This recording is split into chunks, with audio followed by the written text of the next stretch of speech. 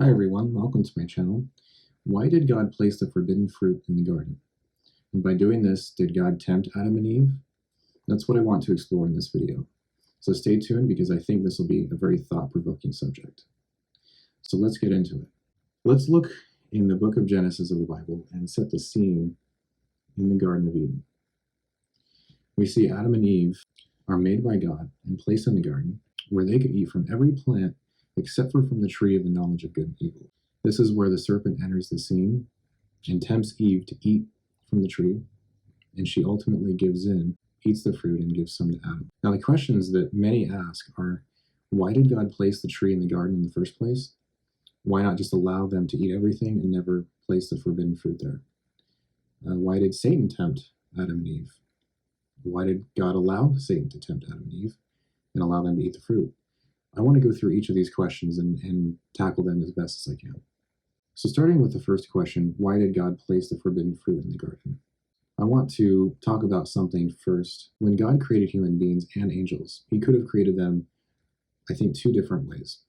He could have created beings with no free will, but they would be like robots, or he could have created beings with free will, but that means that there's a potential for them to rebel against God. So on one hand, you have beings with no free will, but they'll essentially be like robots.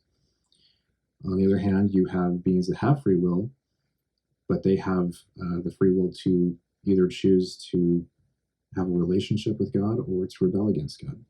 Created beings with free will have the ability to choose God and pursue him and love him because they want to.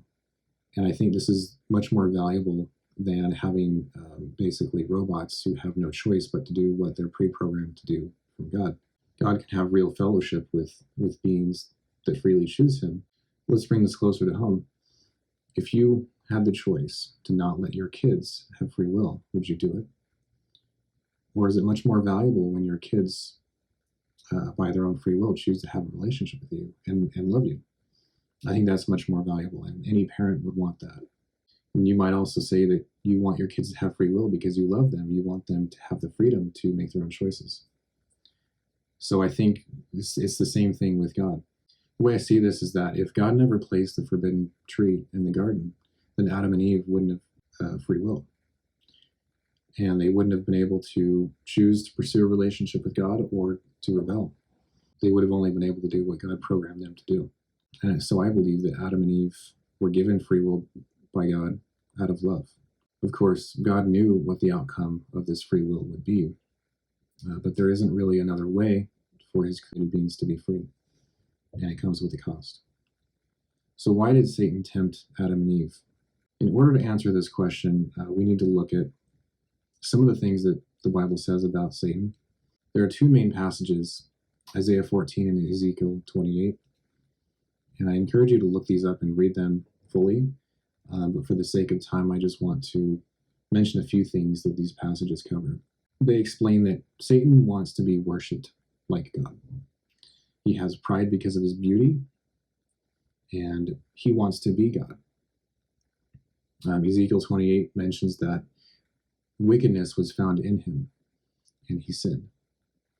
Satan has a free will, too, just like we do, and so he tempted Adam and Eve by his own free will, because he wanted to cause mankind to sin and cause them to disobey God, which then would cause death, violence, and sin to enter the world, where Satan can set up his own kingdom so he can be worshipped. That's ultimately what Satan wants. And so because Satan has free will, God allows him to make his own choices, just like God allows us to have our own free will and make our own choices. So it seems to me that the only way for created beings to have free will is that eventually one will rebel and cause the others to follow. But instead of starting over with creation, God made a promise in Genesis that the seed of a woman would come. Mankind rebelled against God and caused sin and death to enter the world. But God sent his son, Jesus Christ, into the world to redeem mankind from what he did in the garden and save them from their sins. So I think it's clear that God is not the one who tempted Adam and Eve.